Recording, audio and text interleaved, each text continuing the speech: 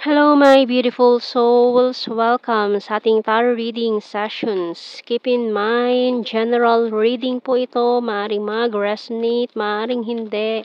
Kunin niyo na lang po kung para sa inyo and leave the rest. Maaring mag-shift ang energies or magkabaliktad ang sitwasyon. Kaya kayo na pong bahala kung saan kayo nakalugar sa reading natin. Okay, let's see. Oops, dami nito.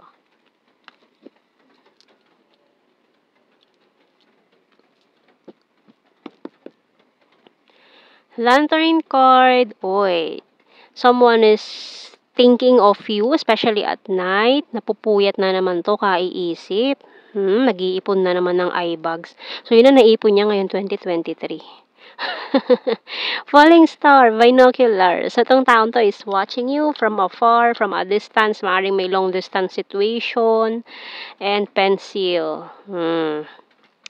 Pillow, ayan na naman tayo sa mga hindi makatulog sa gabi, sa kaiisip. Feeling tied, nako. Nakatali siya sa isang sitwasyon ngayon na wala siyang magawa.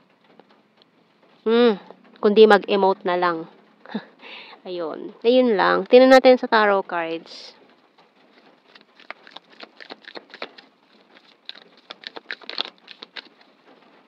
This Page of Cups and the Empress. Libra. Seven of Swords. Ace of Pentacles. Eight of Cups. So, this person walk away. Maaaring pinagtaksilan ka. Or, this person is very deceptive. We also have the High Priestess. The Eight of Pentacles. And the Three of Swords. Aray. Bottom card is a Four of Cups. Naku po. Maaaring ni-reject ka nitong taon to dahil may pinili siyang iba. No? Kasi naging deceptive siya. And this person broke your heart with the Three of Swords. Pero ngayon, this person is thinking of you, watching you from afar, from the distance, stalking, ini-stalk ka niya, especially ngayon, as in now na, as in ngayon. Ngayong full moon, ayan, ini-stalk ka niya. Ayun, tingnan natin, kuha tayo ng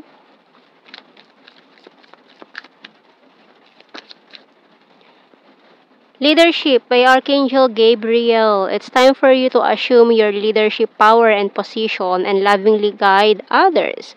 So, maaaring ka focus ka sa goals mo kasi medyo nagkaroon ng promotion ngayong taon or papunta ka na doon. Ayan. And let's see sa tarot messages. We have here. I will start to save money. Can I call you? You're my happy pill. I'm a liar. And I want to marry you someday. Ayan, ako. Kaya nag-i-stalk. Gustong tumawag. And I hate my pride and ego. I'm honest to you and I'm talking to you telepathically. Honesty is the best policy pero nagsinungaling siya sa'yo. Okay, kuha tayo ng mga messages natin. We have here, I'm so attracted to you. I'm afraid to contact you. I feel you even though we are apart. So, kahit magkalayo kayong dalawa dahil sa physical distance, nararamdaman nyo pa rin ang presensya ng isa't isa. You came closer than anyone. You and I were too young. I feel you leaving me behind. I want to tell you how I feel and you were the best thing in my life. Okay, bottom card. I can't stop thinking about you. Ayun na nga, huli. Pero di ko long. Ayan, na confirmation. Kuha tayo ng initials.